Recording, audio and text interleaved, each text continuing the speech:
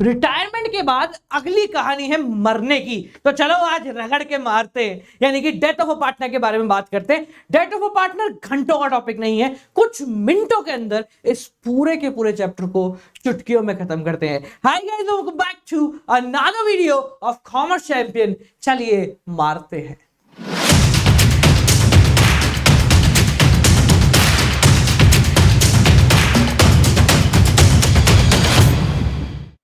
देखो, रिटायरमेंट जो होता है ना, वो सर्वसहमति से होता है, इच्छा स्वरूप होता है। तो रिटायरमेंट के समय बेसिकली पहली चीज पता है कि कब होने वाला है, दूसरी चीज सहमति से है तो ज्यादा तामझाम नहीं करने। पर डेथ जो है वो तो अनसर्टेन है, व्यक्ति चलते चलते नहीं बढ़ जाए तो क्या करे। तो इस पर्टिकुलर कंडीशन में एक ऐसा एस्पेक्ट है जो कि सेपरेटली आता है, जो कि अलग से दिखाया जाता है। ठीक है, फॉर एग्जाम्पल मानते हैं 1 अप्रैल को आपकी बैलेंस शीट बनी, 2 महीने जीने के बाद 1 जून को हमारा व्यक्ति निपट गया, चलते चलते निपट गया।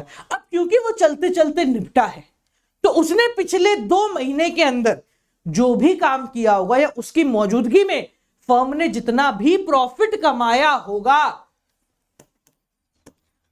उस प्रॉफिट का कुछ हिस्सा उस मरे हुए व्यक्ति के खानदान को या लीगल हायर को या जिसको भी उसको देना है उसको मिलेगा। समझ में आ रहा है? क्योंकि डेथ अनसर्टेन है तो कभी भी हो सकती है। अब बीच में हो गई तो जितने पीरियड के लिए उसने काम किया है उतने पीरियड का प्रॉफिट उसको मिलेगा, उसके लीगल हायर को या जिसको हम बोलते हैं एग्जीक्यूटर को, यानी कि वो जब निपटेगा उसके बाद कौन उसके पैसा रहेगा उसको मिलेगा। और इसको दर्शाने के लिए हम लोग अकाउंट के अंदर एक खाता खोलते हैं जिसको हम बोलते हैं P and L suspense account. क्या बोलेंगे? P and L suspense account. अब बात ही आती है कि ये सस्पेंस क्यों है। सस्पेंस इसलिए है क्योंकि हमको अगर एक्चुअल प्रॉफिट कैलकुलेट करना है तो हमें सारे खाते बनाने पड़ेंगे, ट्रेडिंग, पी एंड एल और सारी जनरल वंडर सबको लेजर बना के ट्रायल बैलेंस सब कुछ करना पड़ेगा। अब जो मर गया उसके लिए इतना तामझाम करके क्या फायदा।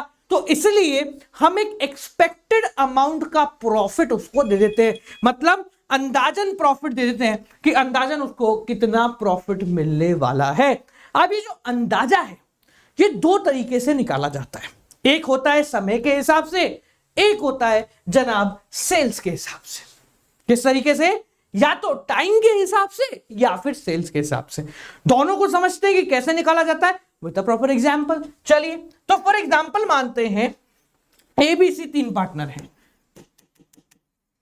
प्रॉफिट शेयरिंग रेशियो है 5:3:2 और चलते चलते बी मर गया है, बी की डेथ हो गई है। शोक मनाओ, पहले तो शोक मनाओ, शोक। बी मर गया बेचारा। ठीक है, अब बी मरा है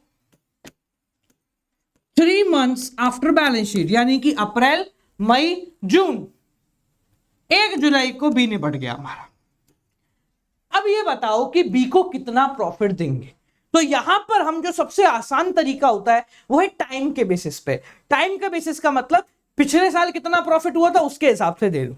जैसे फॉर एग्जांपल मैं यहां मानता हूं कि पिछले साल मुझे हुआ टोटल 1 लाख कितने का, 20,000 का प्रॉफिट। कितने का हुआ? 1,20,000 का। कब हुआ था? प्रीवियस ईयर के अंदर मेरे को हुआ 1,20,000 का प्रॉफिट। अब मैंने क्या बोला कि यार 3 महीने का प्रॉफिट निकाला, इसके हिसाब से कैलकुलेट कर लो, ज्यादा तामझाम नहीं लगाएंगे। तो हमने क्या करा, मान लिया कि भाई ठीक है पिछले साल इतना हुआ था, इस साल भी 1,20,000 का ही मान लेते, क्योंकि पिछले साल इस साल में 3 महीने का फर्क थे। तो हम क्या करेंगे, इस प्रीवियस ईयर के प्रॉफिट को लेंगे बेस, यानी कि इसके हिसाब से निकाल लो। ठीक है, अब समझो प्रीवियस ईयर में कितने महीने हैं? पूरे 12 महीने। तो 12 महीने में हमें 1,20,000 का प्रॉफिट हुआ। क्या मैं कह सकता हूं पर मंथ मुझे 10,000 का प्रॉफिट होगा? बोलो हाँ।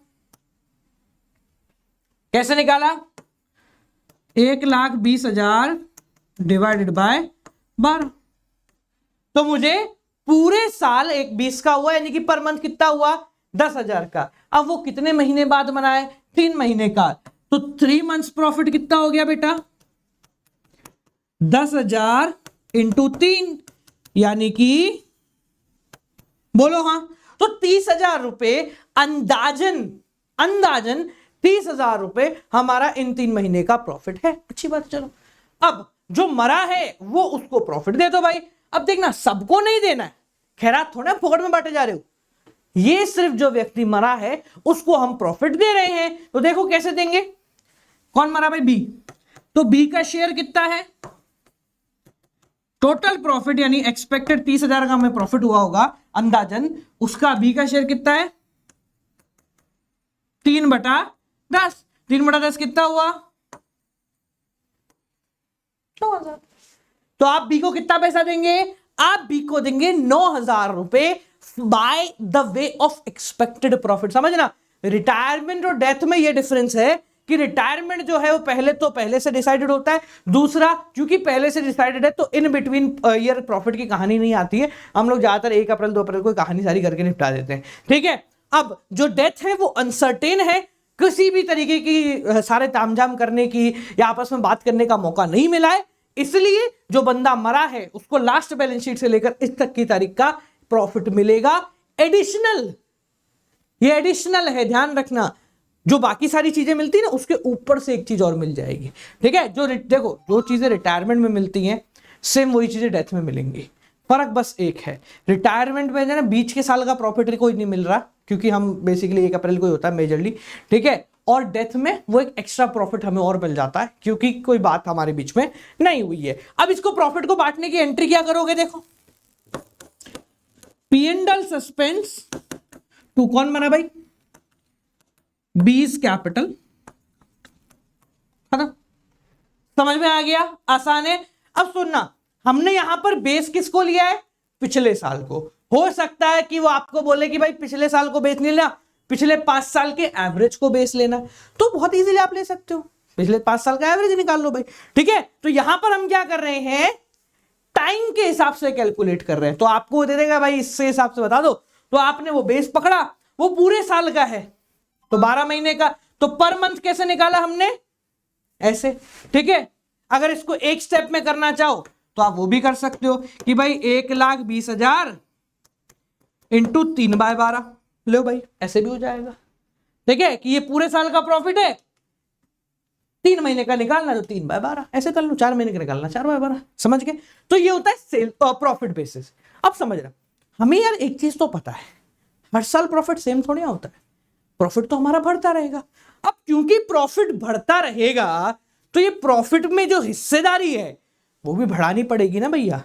हलवा थोड़ा, जो प्रॉफिट बढ़ रहा है तो उसमें मौजूद है हिस्सेदारी भी बढ़नी चाहिए। तो यहां पर कभी कभी ये मेथड काम नहीं करता, तो हम फिर दूसरे मेथड की तरफ जाते हैं। दूसरा मेथड है सेल्स मेथड। देखो सिंपल सा कॉन्सेप्ट है, प्रॉफिट फ्लक्चुएट होता रहता है बट ग्रॉस मार्जिन और नेट मार्जिन तो सेम रहता है। मेजरली कंडीशन में ग्रॉस मार्जिन और नेट मार्जिन सेम रहता है। इसका मतलब है कि मान लो आपने 1 लाख रुपए का सामान बेचा, कितने का? 1 लाख का, उसमें से आपको प्रॉफिट हुआ है 10,000 का। कितने का प्रॉफिट हुआ? 10,000 का। तो क्या मैं कह सकता हूं 10% मेरा प्रॉफिट है? बोलो हाँ। 1 लाख का मैंने माल बेचा, उसमें से 10,000 का प्रॉफिट, तो क्या मैं कह सकता हूं मेरे 10,000 रुपए का 10% का प्रॉफिट मार्जिन है? क्लियर है? अब समझना, मैं बोलूं कि मेरा सेल्स 2 लाख हुआ है, मुझे प्रॉफिट नहीं पता है कितना होगा भाई प्रॉफिट। तुम अंदाजे से कह सकते हो कि सर इस पर आपका प्रॉफिट 20,000 हुआ होगा। क्यों? क्योंकि प्रॉफिट मार्जिन कितना है? 10। तो हमने ये पाया कि टाइम मेथड से थोड़ा सा है ना दिखावटी प्रॉफिट निकलता है, एक्चुअल प्रॉफिट थोड़ा नहीं निकल पाता। तो इससे बेहतर है कि आप नेट मार्जिन पे काम करें, यानी कि प्रॉफिट पे काम करें, ठीक है। तो इसलिए हमने निकाल दिया सेल्स बेस। सेल्स बेस पे आपको करना बस इतना सही काम है जो अभी अपन ने किया ना, इतना सा काम करना है। कैसे? देखो यहां पर फॉर एग्जाम्पल मान लो हमने कहा कि प्रीवियस ईयर के अंदर आपको सेल्स हुई है, कितने की मान लेते हैं? 2 लाख रुपए। कितने की सेल हुई है? 2 लाख रुपए की। और प्रीवियस ईयर के अंदर आपका जो फाइनल प्रॉफिट आया था ना वो आया था 40,000 रुपए। कितना आया था? 40,000 रुपए। 2 लाख की सेल पे 40,000 का प्रॉफिट, तो क्या मैं कह सकता हूं 20% प्रॉफिट है? हाँ भाई, क्या मैं कह सकता हूं 20% प्रॉफिट है बिना बोले? जिनको समझ नहीं आया देख लो इधर, बच्चों वाला खेल है ऐसे। प्रॉफिट ऑन सेल्स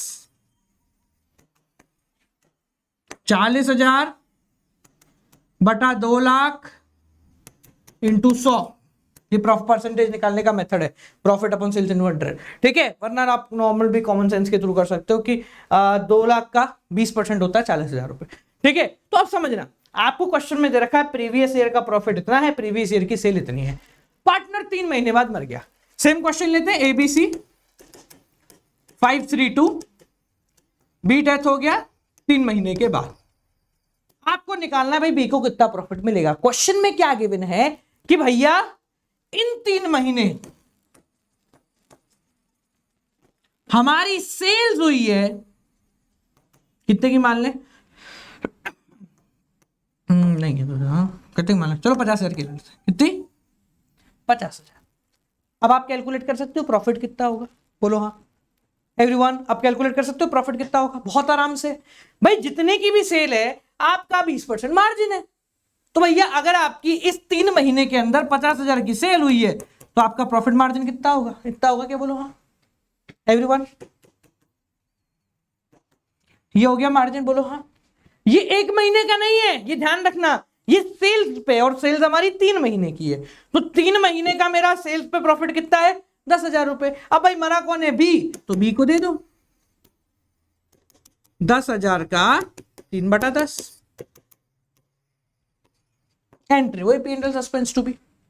हाँ भाई सबको क्लियर हो गया, everyone, I want everyone to answer, बहुत बढ़िया, शाबाश बालक, समझ में आ गया। तो दोनों में से ज्यादा प्रैक्टिकल अप्रोच हमारा सेल्स मेथड रखता है, क्योंकि इसके अंदर हम सेल्स पे बात कर रहे हैं जिस पे फाइनल मार्जिन निकलता है, जबकि ये तो एक अजीब सा मेथड है जिसमें आपने कह दिया भाई पिछले 5 साल के प्रॉफिट को जोड़ दो और 3 महीने का दे दो इसको, ठीक है, या फिर पिछले साल के प्रॉफिट को देख लो उससे 3 महीने का दे दो, ठीक है, समझ में आ गया।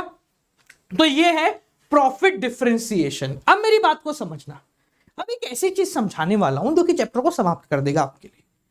आपने रिटायरमेंट पूरा पढ़ लिया, अगर नहीं पढ़ा है तो जाके पहले पढ़ लेना। अब हम बात कर रहे हैं डेथ की, दोनों के अंदर छोटी सी फर्क है, छोटा सा फर्क है, छोटी सा डिफरेंशिएशन है। क्या फर्क है ध्यान से समझ लो। पहला फर्क जो हमने अभी बात किया वो था प्रॉफिट का, यानी कि P&L सस्पेंस। तो मेजरली कंडीशन में P&L सस्पेंस कभी गिवन नहीं होता है, ठीक है, रिटायरमेंट ड्यूरिंग द ईयर हो और एक्सीडेंटल हो तो हो जाता है, बट वो बहुत रेयर केस है। जबकि इसके अंदर आपको P&L सस्पेंस देना ही देना है, इस कंपलसरी है 110%, समझ में आ गया। इसके अंदर यानी रिटायरमेंट के अंदर जब पार्टनर रिटायर होता है तो उसके बैलेंस को किस नाम से दिखाया जाता है, टू पार्टनर्स लोन, ये दिखाया जाता है हमने बैलेंस के नाम से पार्टनर्स कैपिटल अकाउंट में। इसके अंदर सेम चीज टू पार्टनर्स एग्जीक्यूटर, एग्जीक्यूटर मतलब उसका रिश्तेदार अकाउंट, ऐसे दिखाया जाता है, समझ में आ रहा। पॉइंट नंबर 3, बैलेंस शीट के अंदर ये लायबिलिटी साइड शो किया जाता है पार्टनर्स लोन के नाम से, ठीक है, जबकि ये बैलेंस शीट के अंदर लायबिलिटी साइड शो होता है बस पार्टनर एग्जीक्यूटर के नाम से। अच्छा कमाल की बात पता है क्या है, इन 3 पॉइंट के डिफरेंशिएशन के अलावा ऐसा 1 रुपये का भी डिफरेंशिएशन नहीं है जो कि रिटायरमेंट या डेथ के अंदर हो। मैं चाहूं तो डेथ का पूरा क्वेश्चन करा दूंगा, पर उससे कोई फर्क नहीं पड़ेगा, तुम्हारा लोड ही बढ़ेगा, ठीक है। तो रिटायरमेंट और डेथ में बस ये 3 डिफरेंस है। डिफरेंस नंबर 1, इसके अंदर इन बिटवीन का प्रॉफिट थोड़ा कम कैलकुलेट करना पड़ता है, इसमें हर क्वेश्चन में करना पड़ेगा, 2 मेथड है जो क्वेश्चन में आपको गिवन हो। पॉइंट नंबर 2, इसके अंदर जो पार्टनर्स कैपिटल का बैलेंस आता है टू पार्टनर्स लोन के नाम से दिखाते हैं, इसको टू पार्टनर्स एग्जीक्यूटिव के नाम से दिखाते हैं, ठीक है। बैलेंस शीट में यहां पार्टनर लोन के नाम से आएगा इसका बैलेंस, और यहां पर एग्जीक्यूटर के नाम से आएगा, इसके अलावा कोई फर्क नहीं है, ठीक है। चाहो तो एक बार क्वेश्चन करके देखो, ईजिली हो जाएगा। और फिर बोलोगे तो अपन करा देंगे, अपने को कोई टेंशन नहीं, तुम्हारा लोड बढ़ेगा। देखो 100 बात की एक बात है, वैसे ही लोड बहुत है, तो जितना आसानी से मामला बन जाए उतना बेहतर तरीका है। ठीक है जी, तो ये आपका डेथ जो है पूरा खत्म हो जाता है यहाँ पे कंप्लीट। क्वेश्चन उठा लो, क्वेश्चन करना शुरू करो, कोई प्रॉब्लम कोई परेशानी है तो कमेंट सेक्शन में जरूर बता देना। ठीक है जी, एक इंपॉर्टेंट चीज जो याद रखनी है, अगर अब तक आपने डिस्क्रिप्शन में जाके कॉमर्स किंग की पूंजी नहीं खोली है तो बेटा जाके खोल ले, उसमें सब कुछ तुझे मिल जाएगा, notes, PDF, MCQ, every single thing जो तुझे चाहिए वो मिल जाएगा। आज शाम को लेकर आ रहा हूं directing in one shot, complete directing को एक झटके के अंदर समाप्त करेंगे, आधा पौन घंटे के अंदर। शाम को 7:30 बजे अलार्म लगा लियो, वैसे मैंने लिंक पिन कर दिया है। ठीक है, तो मिलते हैं शाम को 7:30 बजे। कोई दिक्कत को परेशानी तो जरूर बताएं। अनअकैडमी प्लस या आइकॉनिक ज्वाइन करें यूजिंग कोड गौरव जे। कौन सा कोड? एक सेकेंड रुको, ओ भाई हो रहा, यूजिंग कोड गौरव जे, ये कोड इस्तेमाल करते ही आपको मिलेगा 10% ऑफ, और साथ साथ के अंदर you will be enrolled in INDA यानी कि नो डाउट आर्मी, जिसके अंदर आपको मिलता है हर प्रॉब्लम का इंस्टेंट सॉल्यूशन। आपसे मिलते हैं वीडियो के साथ। Till then guys keep on watching, good bye, नमस्कार।